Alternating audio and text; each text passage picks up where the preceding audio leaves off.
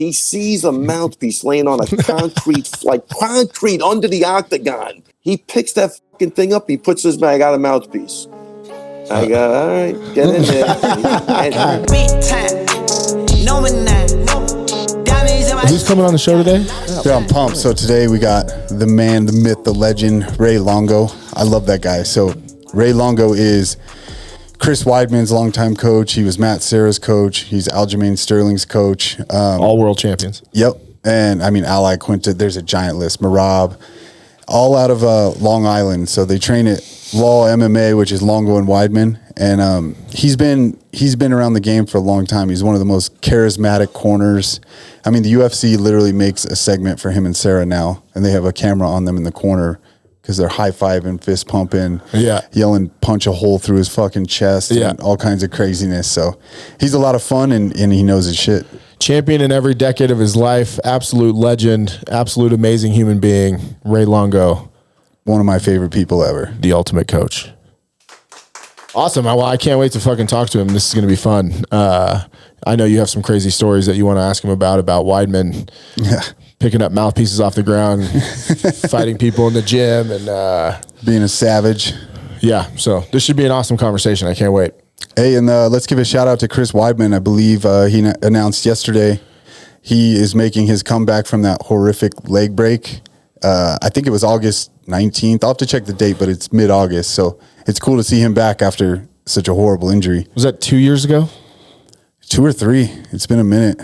Good for him for taking the time off to, actually recover too and do what he needs to do to get strong and healthy. And yeah. Oh God, I remember where I was when I watched that. I was in the PFL quarantine. So yeah, it was probably 2 years ago. Yeah. Watching it in my hotel room and just seeing that thing snap on the first kick. Ugh. Well, I know from stories too from you guys that he's just such a competitor and has fought through so many injuries and he's just tough. So it's good that he actually took the time off and healed and recovered. And I can't wait to see him fight. Do you know who he's fighting? Does he know? Yeah, he's fighting Brad Tavares, who was actually on The Ultimate Fighter with me, who I know really well. And I think it's a great fight. I think it's a good fight for him to come back on. I don't think Tavares is a big leg kicker, which is good. You never know with the UFC. You come back from a leg injury and they're like, hey, here's Tyrone Spong or somebody who snaps legs with their shins. Yeah. I mean, Tyrone Spong broke his own leg, I guess, with a kick. So that would have been an interesting one. Yeah. That would have been an interesting build to the fight. I don't know why that name popped up, but just constantly showing leg breaks. Yeah. But no, I'm excited to talk to Ray about building champions because there's not very many gyms that take homegrown talent and take them to championships, because I feel like nowadays a lot of gyms recruit people, bring people in, guys change gyms and they already are established and come. When you say homegrown, you mean I grew up around this gym 50 miles or less away. Yeah, like it's in the neighborhood, or you started there all the way to championship. Longo has a lot of wrestlers because Hofstra's right there, and Long Island's such a big wrestling town in general, but taking those wrestlers and making them MMA world champions is insane. And I think that he's potentially done that more than any other gym, and I don't think that gets highlighted very much. Yeah, you definitely don't hear about it as much as you should. I mean, everyone talks about the Dagestanis right now, but we have it in America and Long Island. Yeah. Yeah, I mean, so the more world champions, right? I don't know. Yeah. Probably. They've got 2, right? Yeah. You're talking about 5 at... Yeah, Serra, Weidman, Sterling. So there's 3. I'm not sure who else. I mean, Marab is right there. Marab just doesn't want to fight Aljo because they're best friends. Yeah. Marab's going to hold that number 1 spot and has no problem with it. That's what a tight-knit group they are. Yeah, that's awesome. He has no problem with it. Yeah, you don't hear about that much. He also had Ali Quinta fight Khabib for the title on 5 days notice. He took him the distance. Yeah. And Al's as tough as they come. All those guys out there in Long Island are insanely tough. Must be all the water in Long Island, which I've heard is excellent, and all the hoagies and stuff they eat out there. What is it? What is the food in Long Island? It's not cheesesteaks, and must be all the Italian food. The Italian food is amazing. Gabagool. They got a gabagool out there. Yeah, it's just a rough-nosed place, man, and I don't know what it is, but Well, I mean, that's what it is. I think that and the The wrestling. water and the pasta. Yeah. Yeah. It made me tougher. All the good eats. Yeah. All the guys they don't have full names in the gym. Everywhere you walk in, everybody's like, oh. Tony 2 times. Yeah. It's Bobby Big Knuckles walking in here right now. Let's go. It should be my name. Bobby Big Knuckles. I got to change my name to Bobby, though, I guess, huh?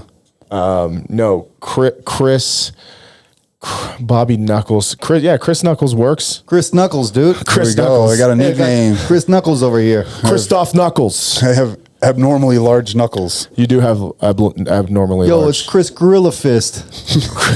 Gorilla fist. Oh, man.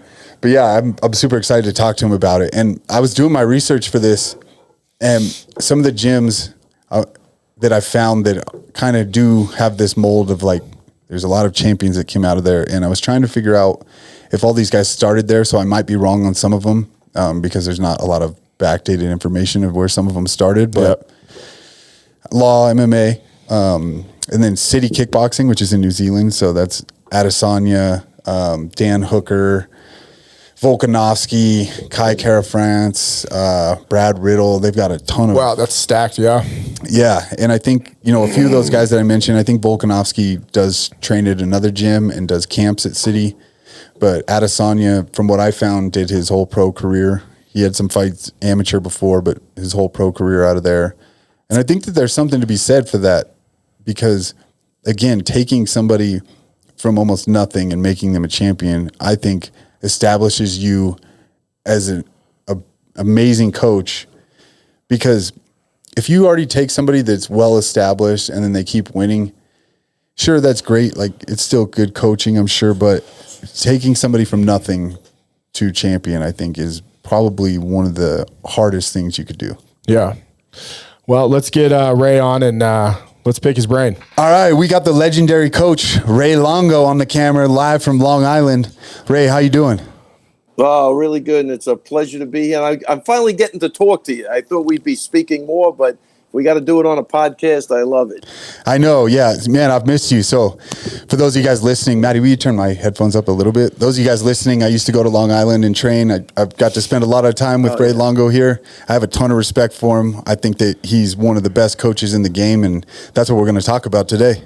And real quick, just for my knowledge, partners with Matt Serra, and there's a connection to that gym. And Ray, are you a striking coach, or are you? Yeah. I'm the striking coach and the head coach. Nice. Just I kind of like the front man for Serra Longo fight team, I would say. Nice. And is your gym in Long Island?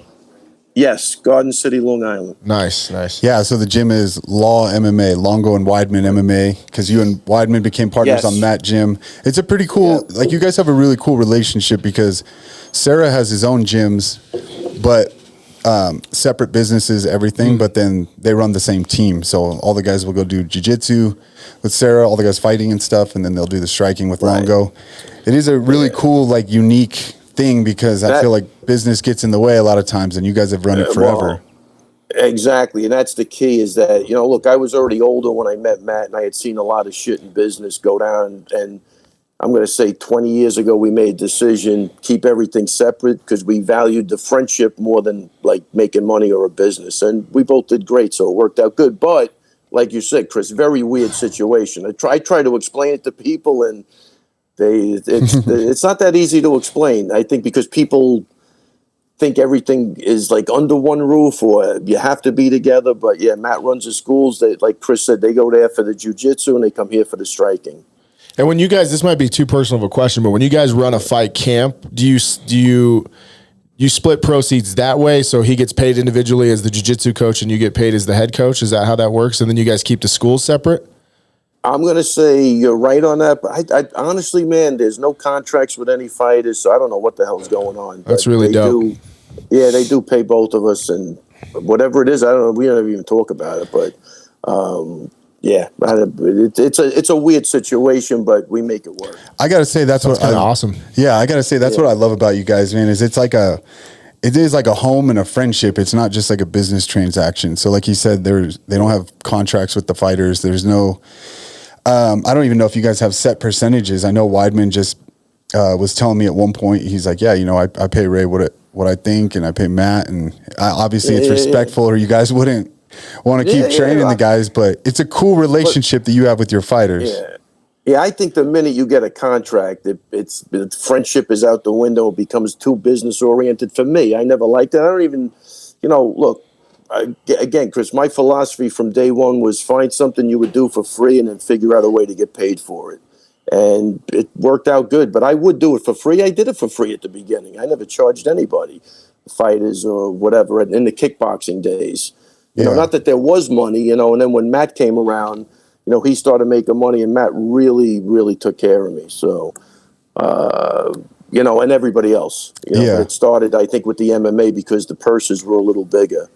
But that was never the emphasis at all. Yeah. So that's what I want to get into today because, I was telling Chris here that I was talking to Chael Sonnen the other day. I think it was after Aljo's last win. Beating Henry Cejudo was huge. And I was texting with Chael and I was saying, man, I've been thinking about it and I can't really think of other coaches or other gyms, or very many at least, that have homegrown talent like you guys. And I feel like there's some kind of secret there. Maybe you can feed us, but I'm gonna blow you up a little bit here. You've had Matt Serra, Chris Weidman, Aljamain Sterling go on to be champions that all started with you. And then you've got Ali Quinta, you've got Merab, Bazooka. You've got a bunch of guys at the gym that are studs. And you've managed to keep this team and build these guys from day one to champions. And what do you think that is? Is there something you see in these guys? Because your area of Long Island, I know this is a long-winded question, seems to produce some of the toughest motherfuckers out there. Wait, hold on a second. I just lost you for a second. Wait a minute. Oh, there we go. I'll tell you, I think, I thought about this a while, but I think what I was really good at is getting a guy who had like jiu-jitsu background or wrestling background, had no striking, really get him involved in the striking, make them believe in the striking to use their wrestling. And I think that was always my recipe for success. When I get a striker, then they have to concentrate on grappling. It doesn't go as good, But, you even mentioned Al, who fought Khabib on 24 hours notice and won 5 rounds with him, the only guy to do that, which is crazy. And he trained for a 3-round striking fight. So when you put that in, even in the mix with the other guys, it's pretty fascinating. And again, these guys are all 10 minutes from the gym. So I don't know. That's going to be hard to duplicate, But I think it was, we're like-minded people. I never used the word family back in the day, but it is kind of like a family. We're involved with, all the external events.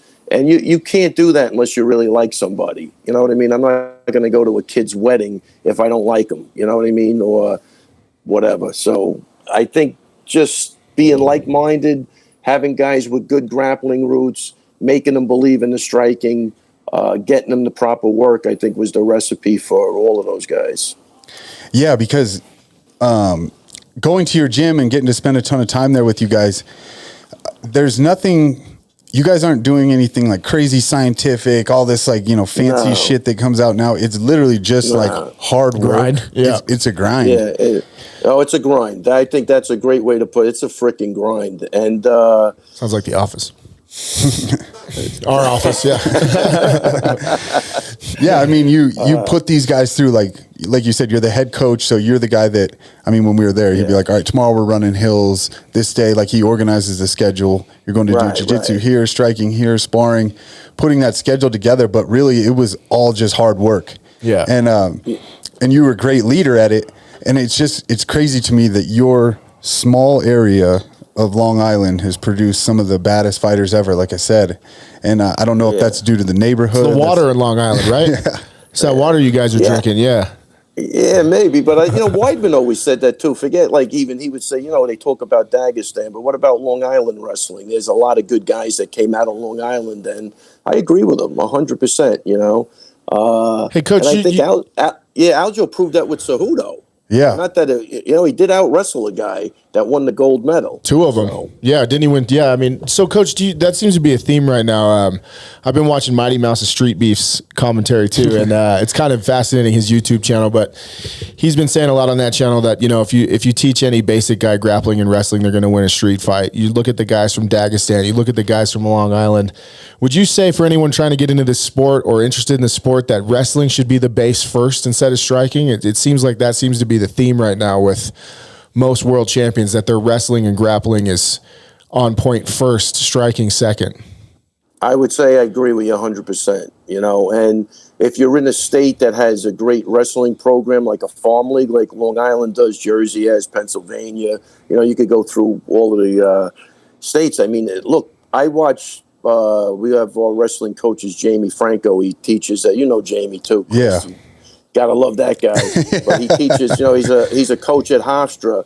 But I watch him run the kids programs. I mean, it's 24/7, 365 days a year. They go into camps. There's not an off season. Like, I don't even have no recollection of that when I was young, And, one thing funny, because I just did an interview and Chris brought up something when he was at the gym. But, I think if you ask Matt Serra his opinion on me, Weidman, Aljo, it changes, man, because Chris, I met you, I was in my 50s, Yeah.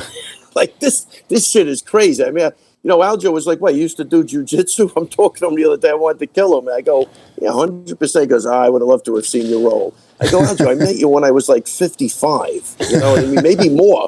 You know what I mean? Like, could you have met me when I was 30? But I know, but that's the crazy part to me is like somebody said I had a champ in my 40s, my 50s, and now my 60s. So.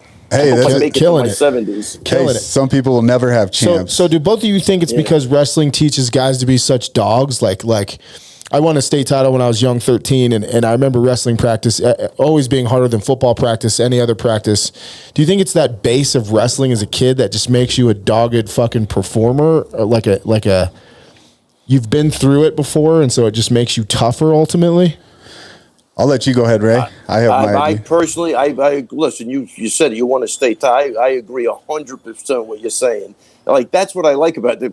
Basically, when I get these guys at like 18 or 19, the work's already done. You know what I mean? That mental side is tough. Weidman, the amount of fights he won being injured. I mean, like shitty injuries, but his mentality was to go through it. I mean, the guy lost 30 pounds in 7 days to fight Damian Maya. I mean, that's sick. I had him the guy's in the sauna. He's got 3 pounds to go. He's in there for 15 minutes. He doesn't lose an ounce. And he's refusing to stop. And I'm begging him, like, take the fine. It's just not worth it, And, he makes the weight. He wins the fight. And then, first thing we said when we get back is like, we're never doing that again. I can't even look at that again. I think I was in tears watching him trying to make weight. It sucked, So that mental toughness you have to put a value on, and I do think it teaches you how to grind it out and how to fight injured and get through all that adversity. Yeah, 100%. Yeah, that was it for me, wrestling. Like, when I first started wrestling, I was like, I've Did you never start wrestling in high school? Yeah, I think I was 13 when I started wrestling, and it was the hardest thing I'd ever done. And it was funny because every other sport, you can get tired, sub out, whatever, yada, yada. Yeah. And then I realized, like, day one, like, nobody gives a shit. They don't care if you're huffing and puffing. Yeah. They're like, get it together. Like, it's like subliminal mind training the whole time, because you're not even thinking about like, oh, they're training me to be tougher. They just don't give a shit. The coach is like, I don't care. Like, you're still wrestling another hour. It's too bad we can't force every child in America to go through wrestling for 5 years. Yeah. I feel like that would fix a lot of America's problems in the future. And I'll tell you another thing, Chris, is that, and I wasn't in the military, my old man was, but even being in the military, that's going to build some sort of character. Those guys come out, they have a great, philosophy on things, and, all that shit we see in the movies with the drill sergeants. I think it either kills you or makes you stronger. Yeah, amen to that old saying. And I think, I don't know. I'm just, I think I'm just off on a tangent because I'm looking at guys in the gym now that's 17, 18 that you want to kill yourself. Like, it's, what do you mean? Just because they're soft and they don't have work ethic, or like 100%. It's I swear to God, I don't know what I'm looking at anymore. Like, I think they'll all be all right, but it's just not what I'm used to. I think they'll be all right. You know what it is? No, but you know what it is? Remember in Meet the Fockers when De Niro's like, "Oh, I didn't know they gave a medal for 12th place." Is that what you want? Is that what you want? 12th place. And we got to start clapping and doing, standing on our heads, and that's great, Johnny. You just came in last, but at least you finished. I mean, that's good. That part's good if you're running a marathon. But hey, I think that's why they call it Strong Island, right? You guys got that mentality. There's something about that area, I'm telling you, because even when New York, the boroughs are tough, man. Yeah, like boroughs are tough.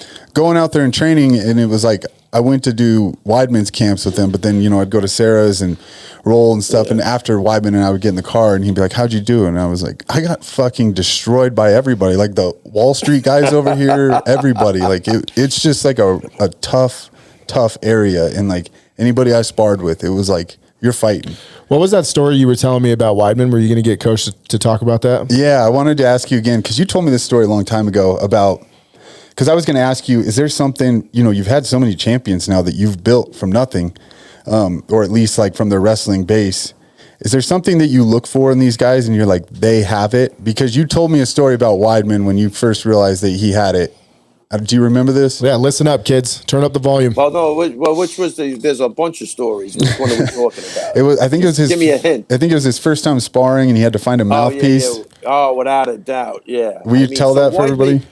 So first off, I'm getting a call from a guy that I really don't respect much, and he's telling me I got this guy Weidman. He's a wrestler, and I'm like, I'm good. I'm good. You don't have to bring him down. But it's not based on Chris. I didn't know who he was, but it was the guy delivering the message.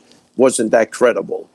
And this went on for like 4 or 5 months. Can you just take a look at him? Can he come down? And I kept blowing him off. I was happy with whoever I had. I was never looking to poach guys or solicit guys. And then I guess it got so bad, Weidman just walked in the gym one night while people were sparring, and we sat on the ring because it was next to the octagon, and we just started talking. I thought the guy had a great mind for combat sports right from day one. And then when I saw him go in there and we started training, I go, man, I never saw wrestling at that high of a place before, like that degree of wrestling, and that he was just a different level that I seen. But again, we're going back 14 years ago now at this point, maybe more. And then I start training him, and I remember I'm in the office and a guy calls up. He said, I got a wrestler. He comes from a big wrestling background. He's looking for sparring. He's got a fight out in like Idaho in the Midwest somewhere. And I was like, yeah, I don't really have anybody. And Weidman's like, let me spar him. And I go, definitely not. You know what I mean? And then the guy on the phone goes, can he just come down to the gym? I go, yeah, sure. If I can get him somebody, I will. When I hung up the phone, I told Chris, look, man, we're not rushing this. I really think you have potential. Why? I mean, I don't think the guy's there more than 3 or 4 months at the point. So the guy happens to come down when Weidman's there. Now I'm like, holy shit, Weidman's like, put me in there. So I figure, Chris, I go, I got him. He doesn't have a mouthpiece. So I go, listen, I put you in there, but you don't even have a mouthpiece. I'm trying to like, dude. Wait, hey, coach. And so you didn't want him to spar real quick, just for the listeners. You didn't want him to spar because he's still new. You don't want him to get fucked up, and you're like, you're not ready for this dude. Okay. Right. I don't want him to get discouraged or whatever happens. Copy that. Yeah. So, and plus the guy had fights. He had fights and he was getting ready for a fight. And this guy was good, right? He was a beast. I don't know about that. Oh, which guy? No, the guy he was going to spar? Yeah. I don't know about that. That part I don't know. He had fights, but I didn't really know who he was either. I knew his coach, and he was looking for work. That was it. Because again, it's back then. It's still kind of in its infancy, almost. Not really, but Sarah's on the tail end, and Weidman's coming up. But so you're trying to get him in this ruse for the mouthpiece, okay? Yeah, right. So I'm trying to get you don't have a mouthpiece, so I can I could buy some time. He sees a mouthpiece laying on a concrete under the octagon, like dirty, shitty, not even on a mat. There's no mat. It's concrete on the edge of a mat. He picks that fucking thing up. He puts his bag. I got a mouthpiece. I go, all right, get in there. and dude, I'm like, this motherfucker is crazy. Like, he didn't even hesitate. And then he gets in and he actually beats the ever-living shot. I think it doesn't even come out of the first round. If it does, it's the beginning of the second round. I have to stop it. The guy's bleeding like a pig. Weidman was. I go, this guy's he's an animal. Like, he has really like minimal training, and he destroyed the guy. It was really impressive. Then he got out. He threw the mouthpiece back on the floor. A day later, this guy Sergio Nicolosi comes in. He wrestled. He was on the state team with Jay Haran. They're still friends to this day. And he's asking me for his mouth. I think I dropped my mouthpiece. I go, Sergio, there it is over there. Pick it up and throw right in the fucking garbage. But yeah, no, Weidman, he picked that dude. You had to see it. Like, it's bad enough using somebody else's mouthpiece, I think. Yeah. But he just picked it up off the floor, just brushed it off, and whatever. But those are the guys you want, guys that don't give a shit. Yeah, that's what. It's a great story. I mean, totally. Is that something? Have you seen something in each of these like champions where you're like, this kid has it, or have some of them surprised you? I mean, you don't have to say names or anything, and I just mean in a positive way. Like, is there times where you're like, man, this kid could be great? Yeah, I think. That I've done a couple of times where here's the problem. Like, sometimes when I see a guy right out of the get go, I think he could be great. I have made the mistake maybe with fast tracking him a little bit. And that doesn't ever go good. So, I try to tell these guys, if they're young, take your time. I mean, you got plenty of time. And once you get squared away, like really squared away, you're ready to go. But, for the guys that have like talent, sometimes it's hard to stop them. And you have to stop them for their own good. So, yeah, I'm going to say that's happened a couple of times. But most of the guys that, especially like Aljo, Weidman, Matt, they all had adversity growing up. They didn't have easy goes. And Aljo was a little different. Like, Weidman and Matt were really like alpha male type of guys. They were kind of always fighting in the street. And, I don't think Aljo is a cerebral guy. That's what, you even see now. And I mean, I don't think he was at the level of those two guys because they were crazy. But, Aljo was more of a cerebral guy, but he came from 19 siblings. I mean, 19. Yeah. 19 siblings? 19. Aljo has 19 siblings? Wow. Wow. So I always make a joke, Chris. I go, he didn't get a lot of hugs growing up. That's what got him. He had a couple of mentors growing up. We just did his podcast. He had a guy, Dave Montana, who's like my age, that really took him to tournaments and really did the right thing by him. And Aljo never forgot that.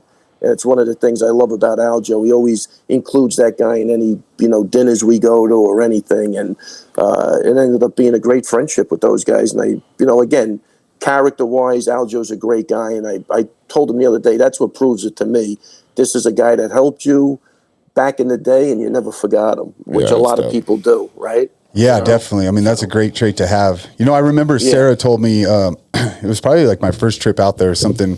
Can't remember how the conversation came up about bringing people in or like recruiting guys. Cause you guys don't like recruit anybody to the gym, which is also unique because most of these other big gyms around the country are literally trying to get these fighters that are already established to come in and kind of claim that from there. I mean, I could be a world champion boxing coach if I got Floyd Mayweather to come over and train with me. Yeah. But like I said, you're building these guys up.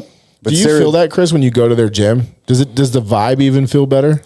Like, I know the work is hard, but like, do you sense that as a fighter? Because we've talked about this. There's gyms you go to and you're like, I feel like I'm fucking being mean mugged. Everyone's fucking intense and mean. No, I mean, your guys, it's like every time I was out there, I mean, we went to, God, I don't remember, like other events in like the neighborhood of like families. Like you guys literally know everybody, every family. That's amazing. We went to like a graduation party and like Weidman went. Weidman was champion of the world then. He's like, we got to go to this graduation party. Just come with me. Everybody knows everybody and like spends all their time with each other too. It's cool. And I'll tell you this, Chris, if somebody mean mugged to me, I'd actually throw them out of the gym. I'm not even joking about that. I don't think that, I mean, we always have one or two guys that you have to maybe put in order, but for the most part, I would think you felt like home as soon as you walked in. I would hope. That's awesome. Anyway. Oh, I mean, I would go out there. See, and that's another characteristic with the Dagestanis they talk about. Everyone there's in a community. It's a family. They take care of each other. Yeah. That's the recipe. Well, you know, and I tell you, Chris, I tell my guys, even when they're all running together, that's why I say I would take guys to the hills. It's not about having 10 guys. It's about building that camaraderie where you want to help the next guy. So there's a lot of conditioning workouts I do with multiple guys that they think it's about the conditioning. And like, it's not about the conditions. It's about you guys helping each other. It's shared suffering. Yeah, without a doubt. Without 100%. And I think there's something to that. You know? Shared suffering. Weidman was calling me the ostrich or something one time because I was smoking him on those runs in the park across the street that day. I thought that was a leg joke. Yeah, it was. But no, we would do conditioning and stuff like that. But what I was saying earlier, Sarah told me something that was really cool that has stuck with me ever since, and I may not have it verbatim, but I don't remember how the conversation came up, but he just said, like, we don't need more friends. We need more enemies. Like, I can train any kid on the block here. Like, I have plenty of kids to build up to champions and stuff. Like, why do I need to bring more guys in? And it was really cool because you guys have stuck to that. Yeah. He's definitely, that's one of his sayings. Like, if we're having a problem with somebody, he'll say, we got enough friends. We could use a couple of enemies. You know? So, you know, he's funny with that stuff too. We always ran a tight ship, and if something wasn't going right, we just would get rid of the guy. It's just because some guys in the gym will become a cancer, and then they start talking to other guys, and it's like a divide and conquer, and then they got to be removed like immediately. Yeah, because you guys don't have like the little cliques either. Like, I've been to some other big gyms where like this group hangs out together, this group. Like I said, you guys know everybody. I mean, in the neighborhood, families all over the place, like all over Long Island. It's like, and people even come to hang out, which was a cool thing. That's awesome. That's so dope. Chris and I would be sparring, and I remember there's a bunch of older guys like sitting on the bleachers that brought lunch and would just come in and watch, and they would be like, "Do you need anything? Do you need this, that? You need a car, house?" It's a real community. That's how people should live. Yeah.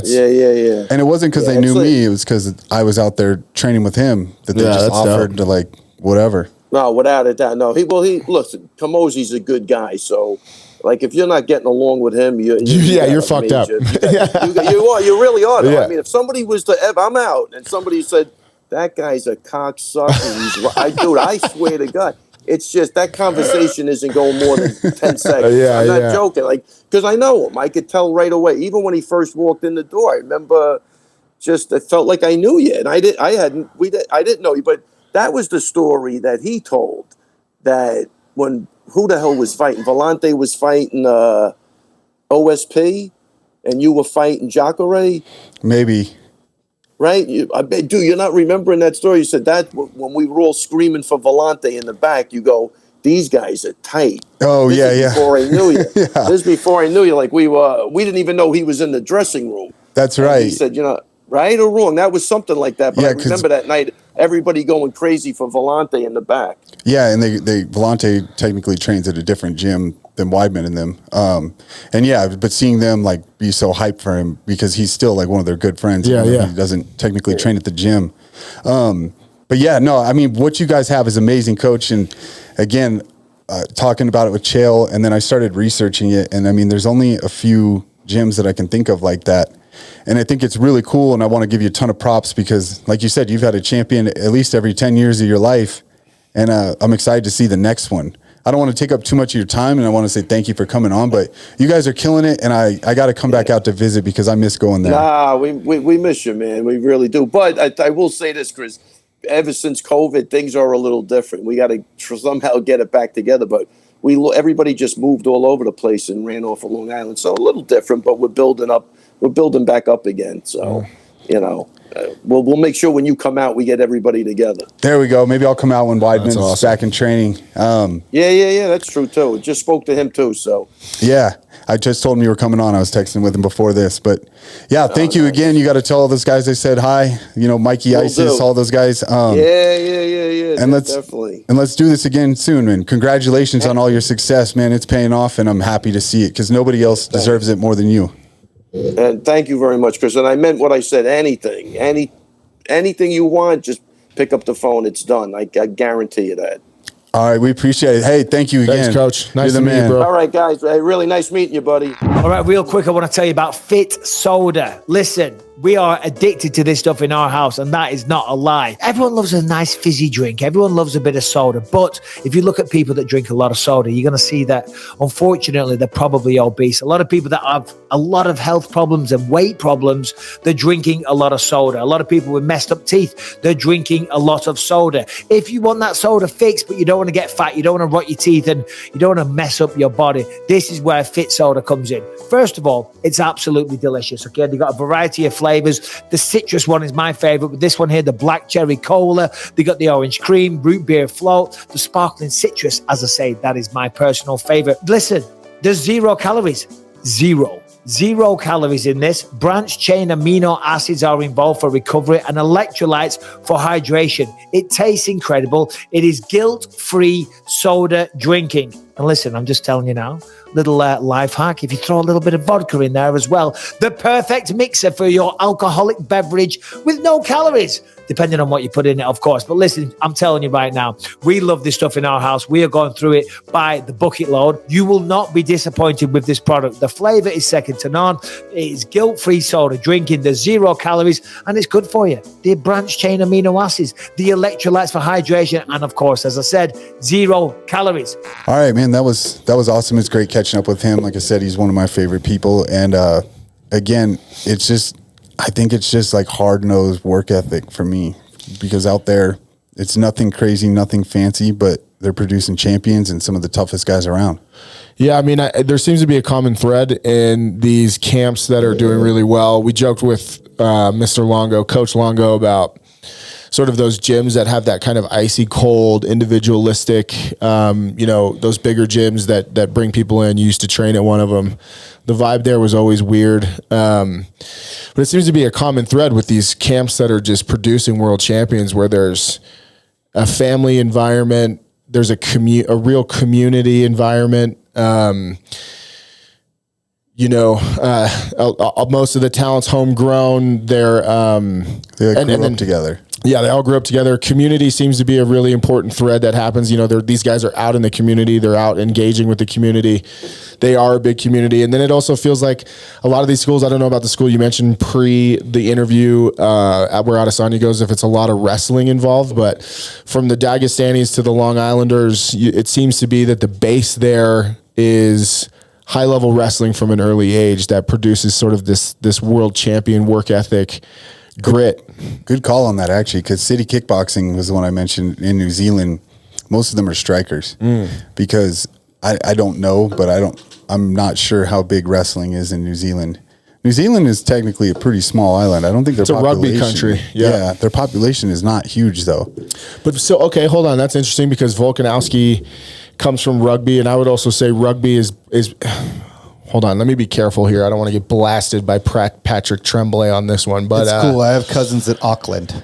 So rugby, though, is a sport similar to wrestling. It's 80 minutes nonstop. It's very physical, and it produces tough men. And Volkanovski played rugby, and I'm willing to bet that if he were in the studio, he would say that some of his success as a UFC fighter came from growing up playing rugby, which is, to me, sort of similar to wrestling in terms of work ethic, and sort of the mentality that it creates in men to be tough. They play injured. They played, and I thought that was interesting that Longo talked about Chris's toughness and just how he's fought so many fights being like fucked up, where he was trying to convince him like, dude, we don't need it. Let's back out of this. And Chris still fought. And it comes from that toughness of, I mean, I played learning rugby, all that as a kid. Yeah. I played rugby too and wrestled, and toughest things ever. And again, it is like a alpha or rough nose like sport, right? I mean, in rugby, I dislocated my shoulder before. We reset it on the sidelines. Yeah, go back keep and playing, play. yeah. I've seen guys like shatter their nose, straighten it. And I mean, there's no doctor doing it. You go on the side. You either do it yourself. The coach grabs your nose. So the fingers, they put them back. Dude, you made a great point.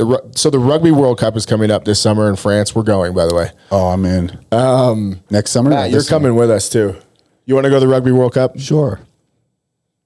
Sounds great. Do you mean it? I want to go to France. I want you to be part of the crew. I'll be like,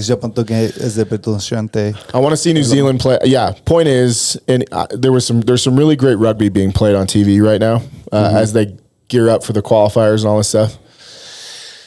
There was a game on last Saturday, and it was Premiership rugby. So some of the top guys in England, and still even at the top level, when guy gets injured, they don't stop the game. No. They just pull you off. If you have to sub, they might. And it's rare you see a sub. A guy will just, pop a finger back in, pop his nose back in. They might put tape around a cut.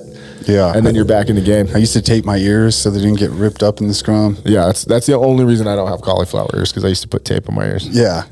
I think you're right, though. It is. I mean, maybe that's a big part of it. It could be, that family-oriented kind of gym.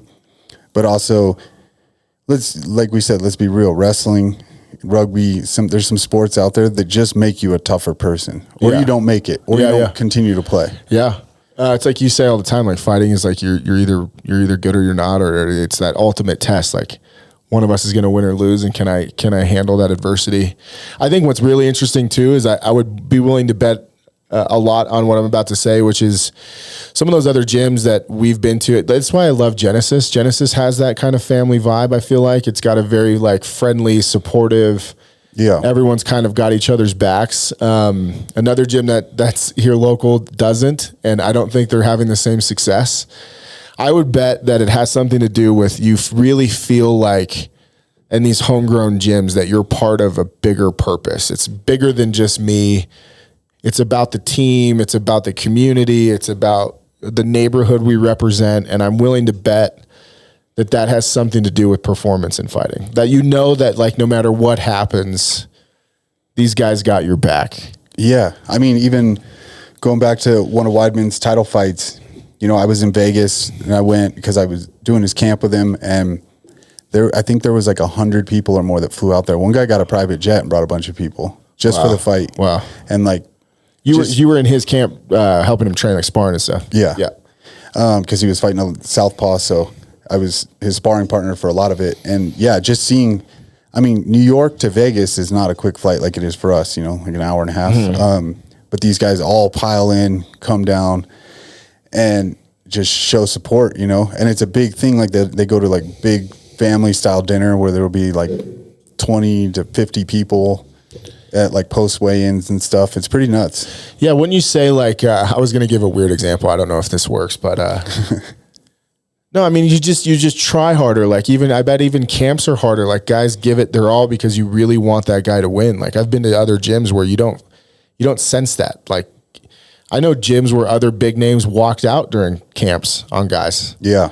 Cause they either had too much going on or didn't give a shit. And I think you know what I'm talking about. Yeah. Where you don't have that like dynamic, right? So one of the examples I was going to give is I'm rereading Alexander's book. And wait, which book? A book about Alexander the Great. Oh. Alexander had a no good, very bad day. Yes, that one. That one? Yeah, by Dr. Seuss. One of the most feared Greek fighting forces in ancient history were they were basically, I don't know if they would have called them gay, but they were like lovers, and they would pair these lovers together.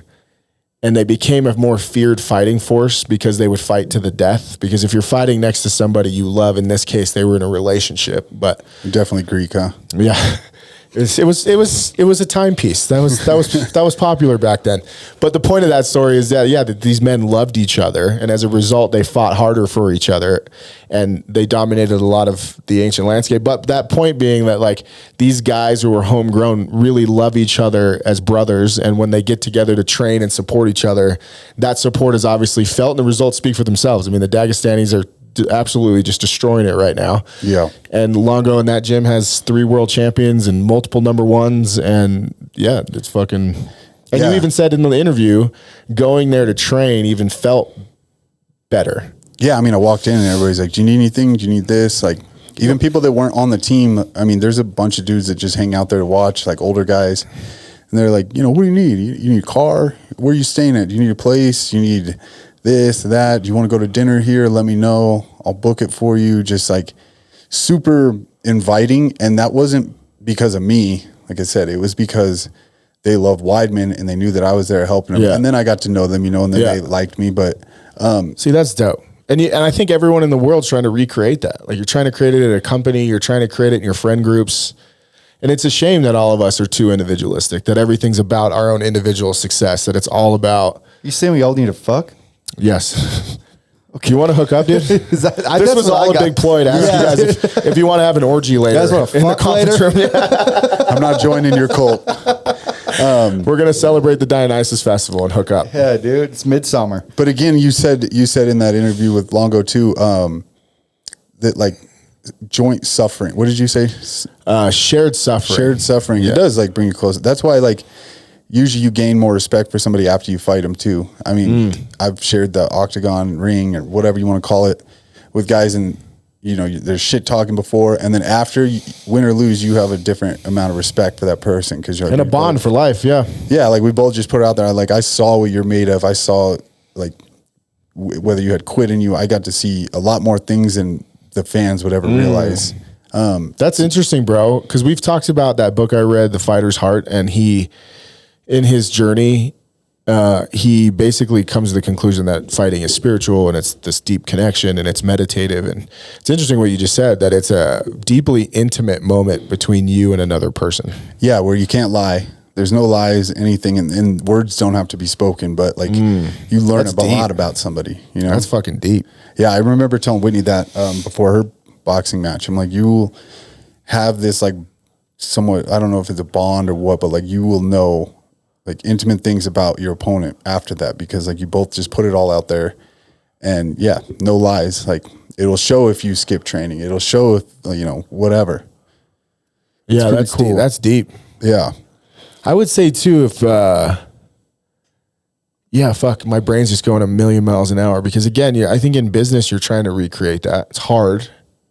I think that's sometimes why I get so frustrated with people because I want people to be part of the bigger team or mission, and it is self-serving sometimes. Yeah. Do you know the other really cool part I thought of that he said that I didn't realize completely is no contracts, nothing.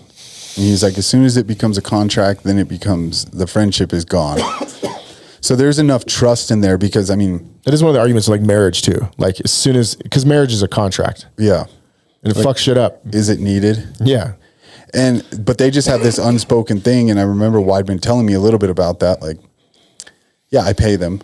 I take care of them. Otherwise they wouldn't train me. Like I definitely take care of them good, but there was no set amount. There was no anything like that. And that's pretty cool and super uncommon nowadays because again, like you said, we don't have that family mentality so much anymore. Everybody's kind of out for themselves. So But think of what that level of trust does to people. Like I read a book on this too once where they did this study where at a hot dog cart in New York, they would allow people to make their own change. And because they extended that trust to the consumer, they got 25 or 30% more tips. Because people were like, oh, dope, you're just trusting me to figure that out. I appreciate that. Here's more money. I imagine the trust that creates between these guys. Like, no, it does. It shows that they care, that it's not just money driven. which I know another gym where that's the complete opposite. Yeah, there's a lot of them. And it is weird because I've always thought this when I go put like essentially my life on the line, because, you know, you could die. And then you're getting hit up for money right after and stuff. Something feels a little weird because you are usually close with your coaches and teammates and stuff. Yeah. And then it is hard to ask people for money. I always try to pay so that I don't have to be asked for it because it's just awkward when they ask for it. Even though like it's a job, they deserve it. It just like something feels weird about it. So I never want to get in that situation. Yeah, yeah. They're like, hey, by the way, where's my money? Do you think these, so the Dagestanis are obviously, I know they take like visitors and stuff. Would Longo's gym take, like if Lionheart wanted to go train there Yeah. and make that his new home, would they accept him? Yeah. I mean, you have to fit in for sure. Like he said, he doesn't really care. He's like, if you're mean mugging people and stuff, like I'll kick you out. I love that. But they'll give you a shot. I mean, they gave me a shot and then I started going back there. I think I went even a few times just for my own training camps. So and they were, is Weidman now, he's still affiliated to that gym and those are his coaches, but he's in South Carolina to live. yeah. Does he go back for camp? Yeah. Oh, dope. He'll do some of it at home in South Carolina with like Wonder Boy, and he's got a little team he built up there too. But I know Longo will go to South Carolina. He'll come back to Long Island. He still has family. I think his parents still live there and stuff. So And plus, he grew up there forever, so I'm sure he has everything he needs. Yeah, there. yeah. But yeah, he's still part owner of the gym. It's Longo and Weidman MMA. I know Anthony will never hear this, so I don't care if he does either, but I feel like that's the kind of place Anthony needs. He's gone to South Carolina and trained with Weidman and liked it a lot.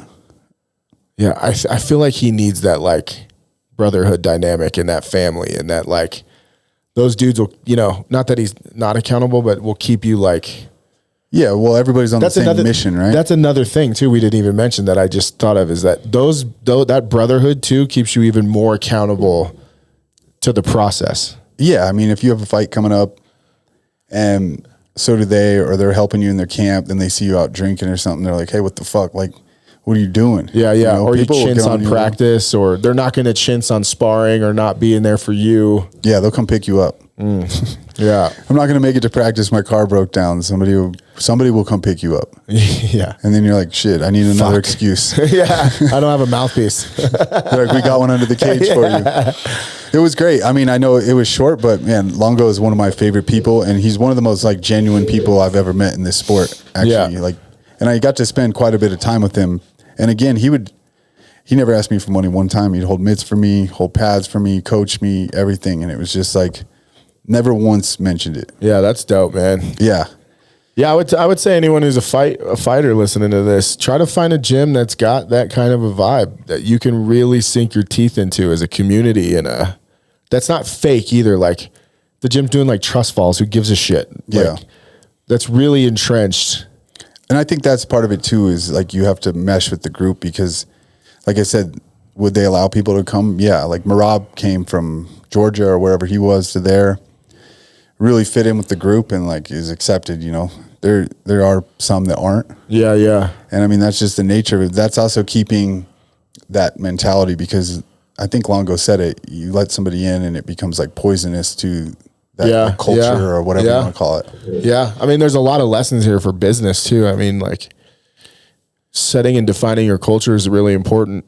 And yeah, if you have one disgruntled employee every day that brings everybody's mood down and stuff like that, then that's like, you've got to separate that so it doesn't infect the rest of the office. What if it's your boss? But let us know what you guys think. And if anybody out there is a big MMA encyclopedia or whatever, the gyms that I found that had a lot of homegrown talent would be like AKA. Where's AKA? San Jose. So that's Rockhold, Cormier, Cain Velasquez. They did all come from like wrestling and stuff, but Again, wrestling. Wrestlers flock together a lot. The Dagestanis, you know, they run it like a military. I heard Khabib will make you cut your hair if it's a certain length. Yeah. They like line up and check. I love that though. Yeah, I mean, it makes you not worry about all the bullshit. Like your only focus. That's the point though, to eliminate distraction. Yeah, and I mean, I'm a little stubborn. Do I want somebody to tell me how to shave and cut my hair? It's just for a time. I don't know. Do you want to win a world championship? There you go. I mean, that's the thing. I knew you were going to say that because it is true. I mean, fuck, if that's part of the formula, it's part of the formula. Yeah, whatever they're sign me doing is up. working. Yeah. But yeah, I had Law MMA, City Kickboxing, AKA. And then if you want to go back even further. Wait, real quick. You're right on AKA. Fuck, you talk about a tight-knit group with Kane. John Fitch, Josh Koscheck, Mike Swick. I started listing because That's forgot. still AKA. Yeah. Wow. Yeah, look how they rallied around Kane when he went through his shit. That's a community of dudes. I've got two more cool ones actually for you. So, well, another one. Let me get into the cool ones. So, Shoot Box. Do you know what that is? That's like Iceman and those guys, right? No, this was like the Pride days. So, Shoot Box was another one. It was Vanderlei Silva, Shogun Hua, Ninja Hua, Pele, Rafael Cordero, Cristiano Marcelo, Anderson Silva. Wow. And they were known for just having wars. Like, I think Fabricio Verdum, and they would literally just fight. Wow. They all And went to the then- same fucking gym? Yeah. Oh my God. That was in the Pride days, and they were killing it and they were all like fought like psychos because that's how they trained. And I had heard, you know, I know a few of those guys decently, and I'd heard that there was 50 other guys like Shogun and stuff in there, but got so fucked up training, never made it. Wow. They were talented like that. That is but gnarly. They'd be knocking each other out. And so here's another cool one though. Team Quest. So Team Quest was in the beginning, Randy Couture, Dan Henderson, Matt Lindland, Chael. I think Chris Lieben came from there. Did I write down more? Is that Vegas? No, they were in Oregon. Wow. Evan Tanner, who passed away. Now, they were all like former super high-level wrestlers and friends from wrestling, but created that Team Quest, and they dominated for a long time. Yeah, fuck. And I mean, I'm sure there's more that I forgot, so if you want to remind us in the comments, feel free. Man, it's such a common thread when you name them all. Wrestling, tight-knit community, yeah, brotherhood, shared purpose. That's a big one, shared purpose. Wow. It was. I had a lot of fun actually researching this because I was like, man, like I forgot about that guy, you know? Then you take... Bro, that Brazilian gym, that's nuts. Imagine having an off day going to practice. Fuck. Just so much anxiety. Yeah, fuck. I saw just getting in the car and you're like, I don't fucking feel good. I'll see if we can find it because we're filming this right now. But if I can find this, there was a cool video I saw a long time ago about, because they shootboxed did black belts in Muay Thai. So they belted Muay Thai. This poor bastard, part of the black belt test was that you had to fight everybody from the gym in a row. Wow. This poor bastard had to fight Vanderlei. I think it was Shogun. Verdum got in there, and they weren't going light. They were like wailing. And basically, if you survive, you get your black belt. Wow. Yeah. I'll see if I can find it. If I do, it will be maybe on the tail end of this. Wow. But yeah. Fucking heavy. Let us know what you think. Let me know if I forgot some other gyms or there's things I'm not thinking of, man, because there's a lot more research to be done. But I was super into this all week looking into it. Fucking that, what you're talking about too is so hard to recreate.